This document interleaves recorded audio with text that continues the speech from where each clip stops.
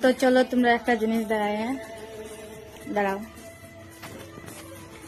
তো এই যে গডরেজের একটা পার্ট, এই যে, আর এই যে আমার গডরেজ।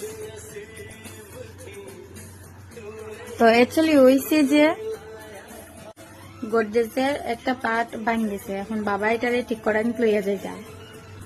আর আমি একটা জিনিস দেখে অবাক হয়ে গেছি, দেখাই দাও।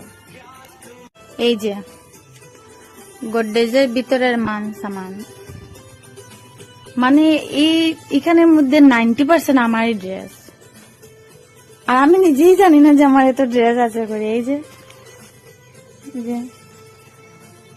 শুধু গডরেজের মধ্যে আজকে যখন এগুলো বাইরে করছি রৌদ্র দিতাম করে কই একদম গডরেজও ঠিক করে লইয়া আমি রৌদ্র দিলাম, তো এখন দেখি আমার এত ড্রেস, আর আমি কোনো দিকে যাইবার সময় ড্রেসই পাই না বুঝাইয়া।